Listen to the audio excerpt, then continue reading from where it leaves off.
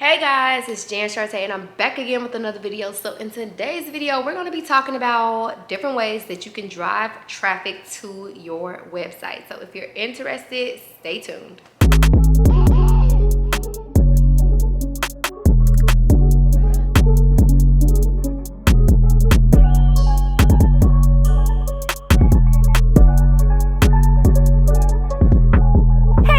Welcome to my channel where we talk about boutiques, e-commerce, business, and all things making money online. Okay, so I don't know about you, but in all honesty, I remember launching my business, both of them, building a website, posting some content, and then literally looking off into the sun wondering where my website traffic was. You know, you have that launch date, your friends, your family, maybe a few other people show up on your website, a couple of them buy, you're feeling good, but then it's crickets. And you're like, man, I did not spend, but you might be thinking, I spent all this money on a website theme, or I paid this person to build me this beautiful website, and for whatever reason, nobody is visiting it. Well, I'm here to tell you what the issue is, and the issue is marketing, and more specifically, digital marketing. So when I started my business, in all honesty, my brain really didn't have a full-blown understanding of marketing. And in all honesty, I was very reliant on social media.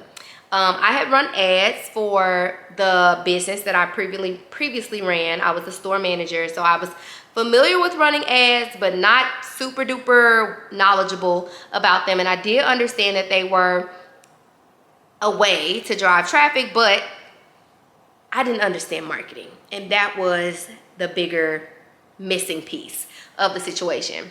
So before we dive too deeply into this video, I want to tell you what digital marketing is. So as always, y'all know I love to read y'all the exact definition because I want you guys to hear all of the words that are used to describe a thing, because we tend to minimize what a thing is when in actuality it's much bigger than what we perceive it to be. So digital marketing is a broad term that encompasses all marketing efforts that use electronic devices or the internet to promote and advertise products or services. It says all marketing efforts that use electronic devices or the internet to promote and advertise products or services. Continuing. It's a strategy. It's a strategy that leverages various online channels, platforms, and technologies to reach and engage with a target audience. Digital marketing includes a wide range of activities such as search engine optimization, search engine marketing, social media marketing, email marketing, content marketing, influencer marketing, and more. The goal of digital marketing is to connect with potential customers where they spend much of their time online and ultimately drive brand awareness, lead generation, and sales. Notice that it says sales at the end. That was a big one. When I finally understood what digital marketing was, I was like, oh, I need to focus on brand awareness first and foremost 100% of the time. Because if I can master brand awareness, okay, I get some people, I get some attention. But then I was like, oh, but leads. Oh, I need to prioritize growing my email list. Got it. But then I actually need to send the emails. Noted. Because if I do all those things, I could potentially get a sale. Wow. It was very full circle for me, if I'm being honest. So, as y'all can see, it named a number of things that are marketing. And I'm keeping it real with y'all today. As knowledgeable as I was about retail and selling, because that was my entire life for the 10 years prior to me starting my business, I had never been a business owner and I had never been a marketer. I had always been a salesperson. So if you guys attended my conference earlier this year or earlier in July 2023, I don't know when y'all watching this, but I hosted a 3-day conference, and each day of the conference was about three individual roles that you have to learn how to be or operate within in your business. So the first one being a digital marketer. The second one being a content marketer or social media marketer. And the third one being a salesperson. So I came into this industry as a salesperson. I was like, I'm selling all day. I know how to talk about products. I know how to convince people to buy. And I do. Like, I've done that. I know that I'm capable. But when you're online, you need digital marketing. So when I started, not only was I only posting on social media, so meaning that I thought I was social media marketing, I wasn't. I was just posting. There's a difference between you promoting, you marketing, and you selling. I like to say that most people run their businesses like they're club promoters. When I'm like on Instagram, like if I tag that I'm in Las Vegas or whatever, I get all these like random DMs from club promoters who invite me to come to clubs, you know, on the Las Vegas Strip. But they're not actually selling me. They're not actually marketing the club itself. They're just like, hey, a party's happening on Saturday at 11 p.m. Ladies get in free until midnight. Slide through. I don't know anything about this party. Is it safe? Is there going to be a performer? How much does it cost if I come after midnight? I have so many questions. So the promoter makes me aware that there's a party, right? But a promoter can be a marketer. Let me say that. Most of them are not. So as business owners, we just be on the internet promoting products all day. Buy this. This is happening. Get this. We're launching soon. Da-da-da. But a marketer is going to tell you why you should care. They're going to give you all the details, and they're going to talk to you in a way that makes sense to you specifically. They're going to study who you are or what they believe to be true about you and use that to their advantage to hopefully get you to take the action that they want you to take. So marketer is going to talk to you in a way that a promoter, simply put, cannot. But a salesperson is going to be able to get you to not only get there, meaning like get you to the website. So the marketing may get someone to the website, but a salesperson, a sales component has to get them to actually purchase something. Let's talk about it. So obviously this video is about getting more traffic to your website. There's a multitude of ways to get people to your website. I just mentioned, you know, club promoters send me DMs all the time.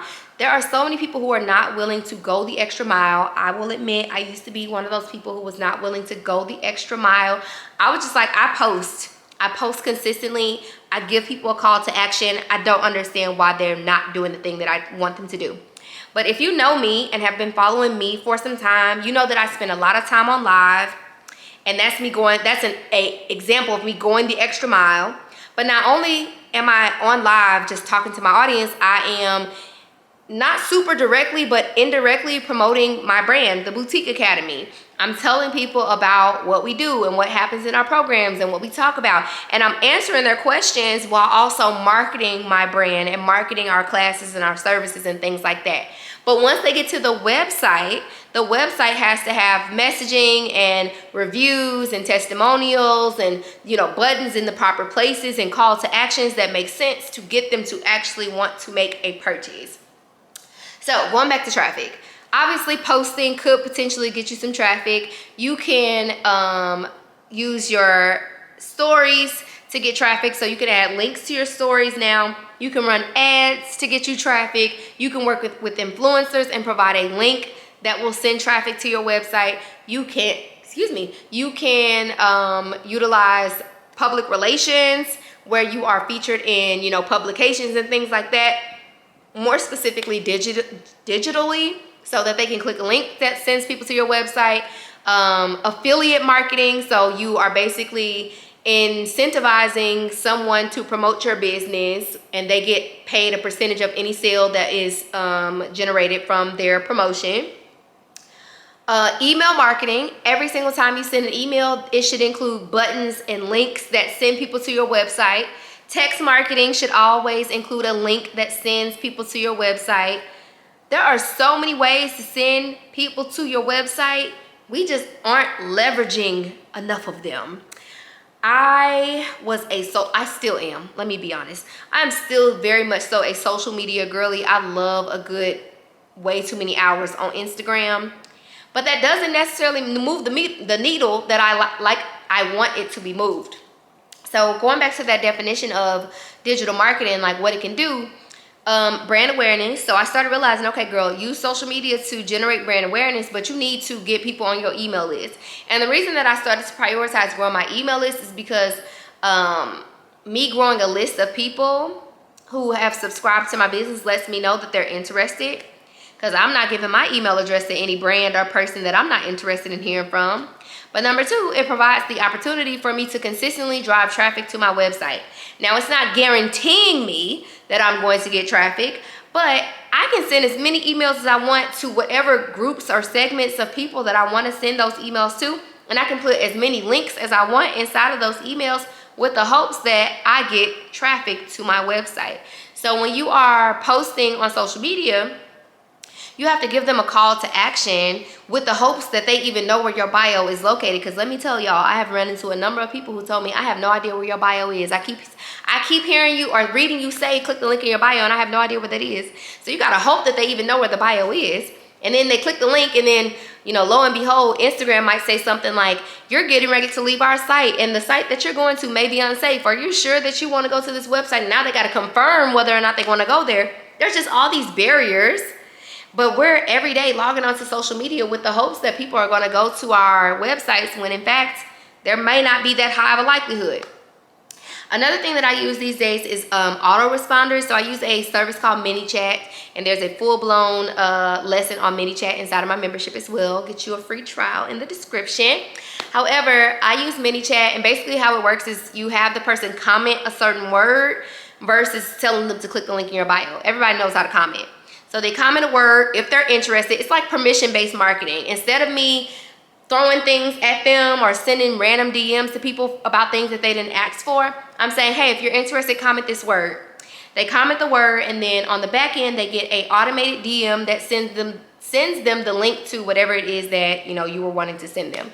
And that has been working really well. It also provides an opportunity for me to grow my email list. I can say, drop your email address and we'll add you to the list to get notified when blah, blah, blah, or whatever. So there are a multitude of ways to drive traffic. You just got to use some more of them, friend. So now I want to tell you guys about 3 of my favorite ways to drive traffic outside of social media. So the first one is SEO. Now, SEO is not necessarily like something I can like tell you how to do per se, because it's really based off of you utilizing keywords intentionally throughout your website. I will say that what has really helped my organic traffic, meaning that this is traffic coming to my business from Google searches. What has really helped is blogging. So I have a few blog posts on my website that are about things that are relevant to my business. So like how to style your joggers, and, you know, 10 ways to style your sweatpants and things like that. And basically when people go to Google and type in how to style your joggers, it increases the likelihood of my blog showing up in those search results, which ultimately drives traffic to my website.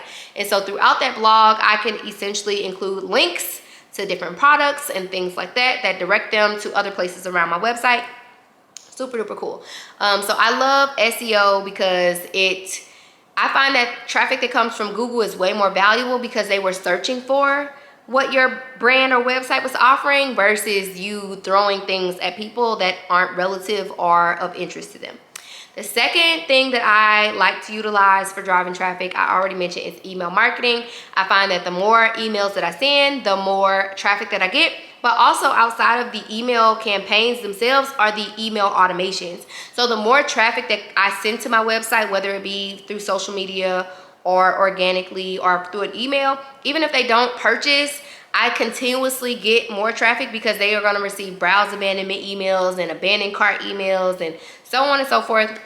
And then even just having automations in the first place. So like when someone hasn't purchased from my brand in 30 days or less, or 30 days or more, they get added to a segment of people who are basically unengaged, and they go through an automated series of emails to re-engage them and hopefully get them to purchase. So that's traffic that I get without me having to like touch that element of my business. So I love email marketing because it provides a multitude of ways for me to drive traffic, and the traffic is way more targeted versus it being like, you know, a campaign about something that someone's not actually interested in. The third way that I like to drive traffic these days is through affiliate marketing. So I use a platform called Social Snowball, and it basically is an affiliate marketing system. And essentially I make every single customer who ever purchased from me a affiliate. They can choose whether or not they want to promote my business on their behalf. And if someone just so happens to click that link and make a purchase through their link, so they get their own link, if someone purchases through that link, they get incentivized with a percentage of the sale paid back to them in dollars. So my sisters were the first people that I made affiliates because I wanted to see how it would work. And literally all they have to do is share this link. If someone clicks that link and makes a purchase, they get a percentage of that sale. And I can set it up on the back end for them to only get paid out based off of them like reaching a certain threshold of like attributed sales or whatever. But it's super cool, and it's an easy way for me to get traffic that I don't necessarily control, and I don't have to pay for outright until they reach that threshold. It's amazing. So affiliate marketing, email marketing, and then SEO are 3 ways that I like to drive traffic. Now, I will say that one thing I want to dabble in super hard is influencer marketing, and that's coming soon. All right, guys. Well, I hope you enjoyed this video. If you liked it, make sure you like, comment, and subscribe. Let me know if you have any questions, and I will see you guys in the next one. Peace.